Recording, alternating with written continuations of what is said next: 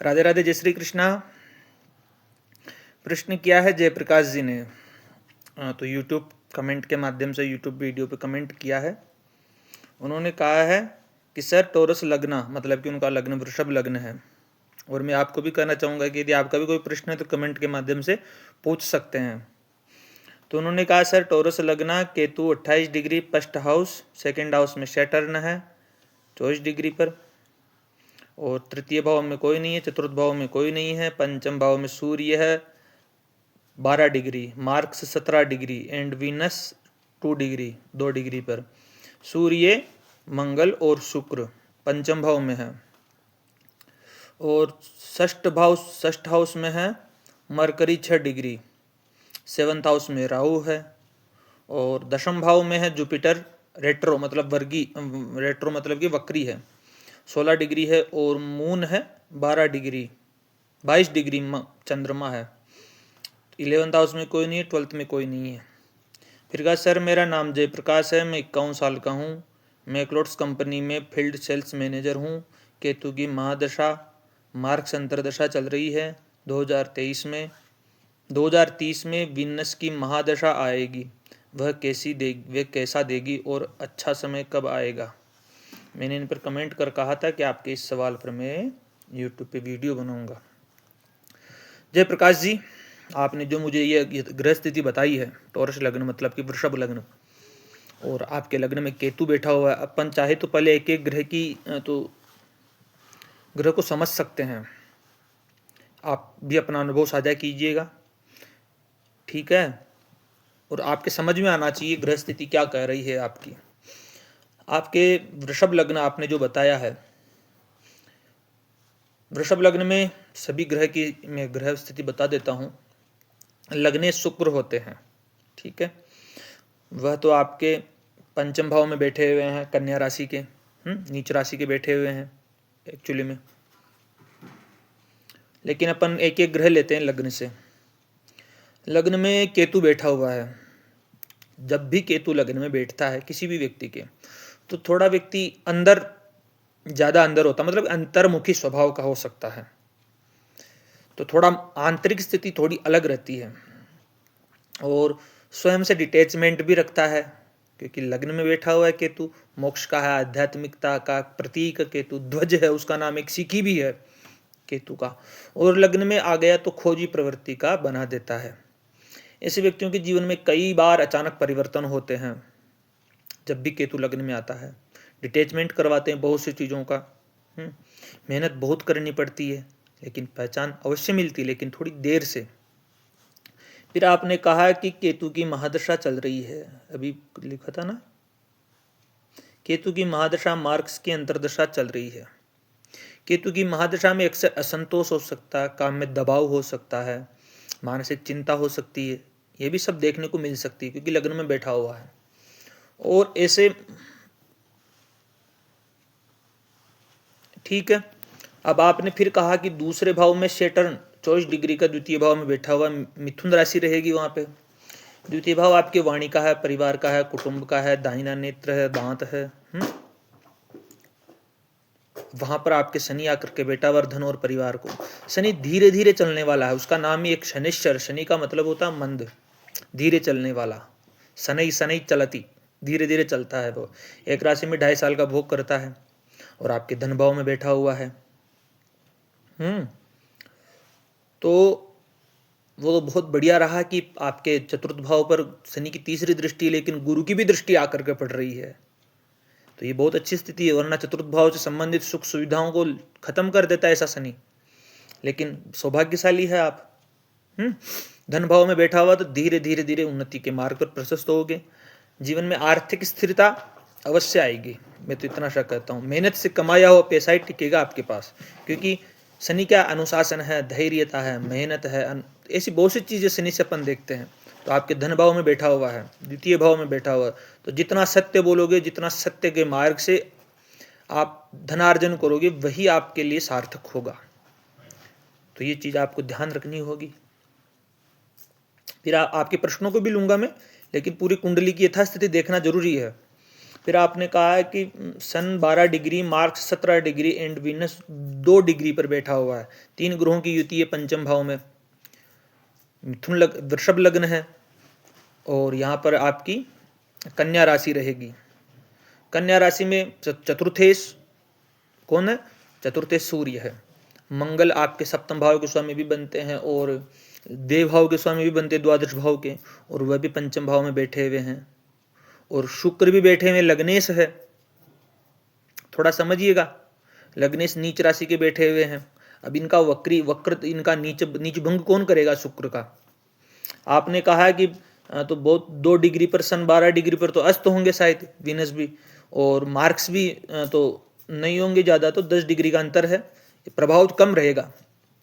17 degree पर मंगल बैठा हो, तो मंगल तो अस्त है, सप्तमेश और व्ययेश, और पंचम भाव में बैठा हुआ है।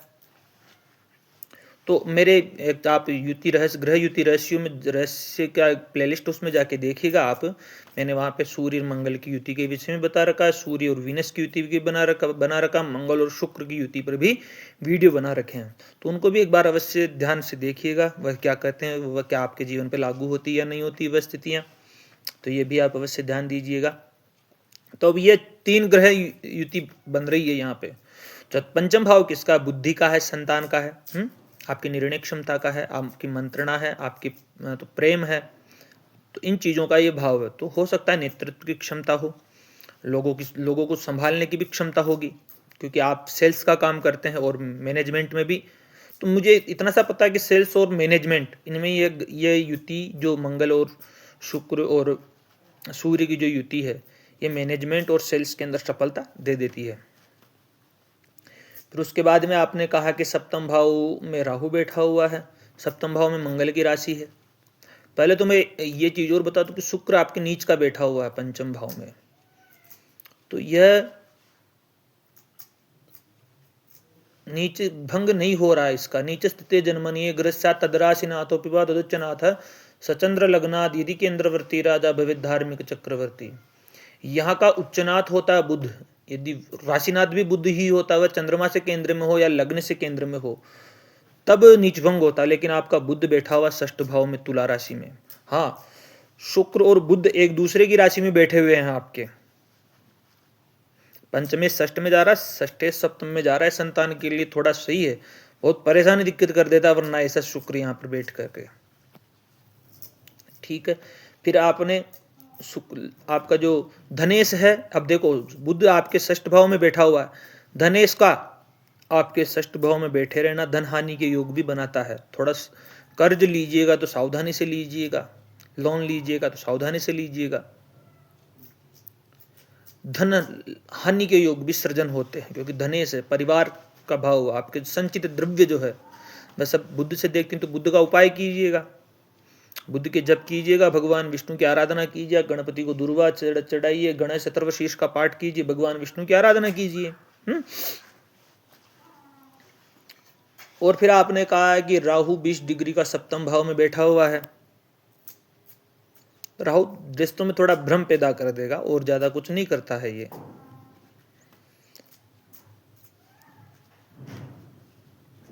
अब आगे आपने कहा है कि Jupiter retro 16 degree and moon 22 degree पर बैठा हुआ है। गुरु यहाँ पर एकादश भाव का स्वामी भी होता है, अष्टम भाव का स्वामी भी होता है।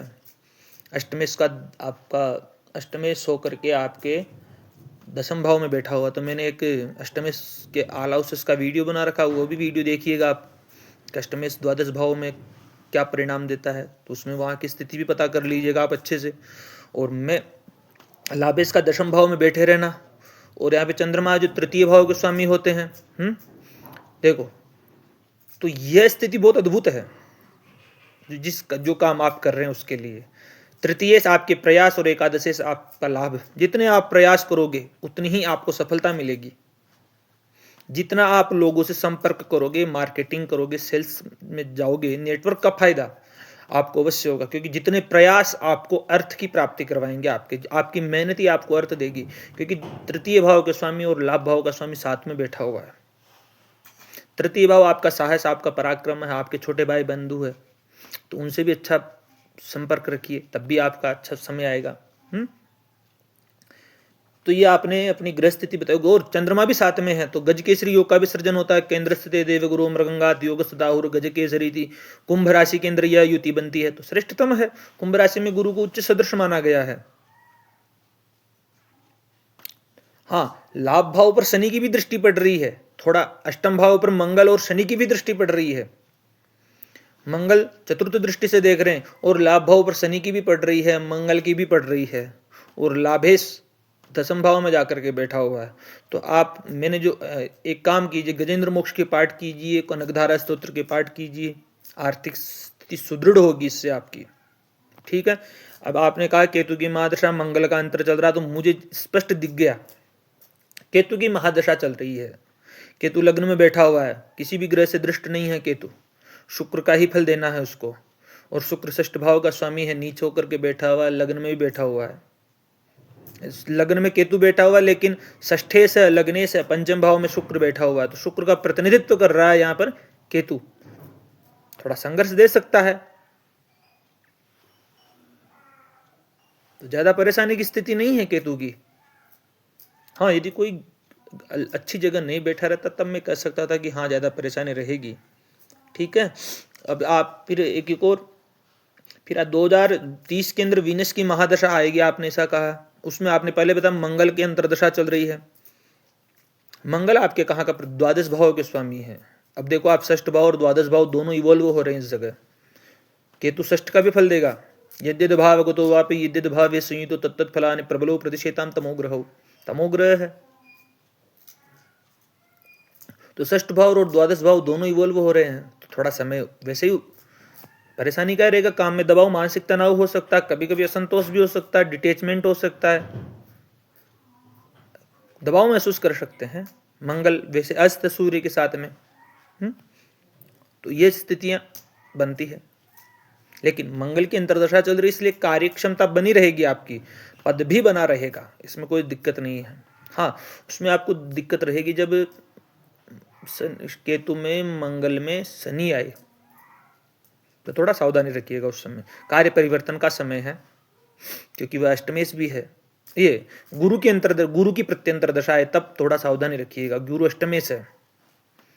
ठीक है। और शुक्र की महादशा आएगी बाप के। शुक्र आपके बैठे हुए हैं षष्ठ पंचम भाव के अंदर, लग्नेश है और पंचम भाव में स्थित है। वैसे शुक्र का जीवन में सुख सुविधा, स्थिरता, आर्थिक सुधार देता है, सम्मान देता है, सुविधाएं देता है, लग्जरीज देता है। 2030 में आएगी वह। तो मैं कहूँगा 2031 से 2036 के बीच में अच्छा समय रह सकता है। लेकिन आप उस समय, मैं तो इतना सा कहता हूँ, आपका जो लग्नेश है वृषभ है, और आप नीलम पहन लीजिएगा या फिर डायमंड पहन लीजिएगा या फिर पन्ना पहन लीजिएगा। और सबसे बड़ी बात यह है कि आपका भाग्य शनि धन भाव में जाकर के बैठा हुआ है। ठीक है।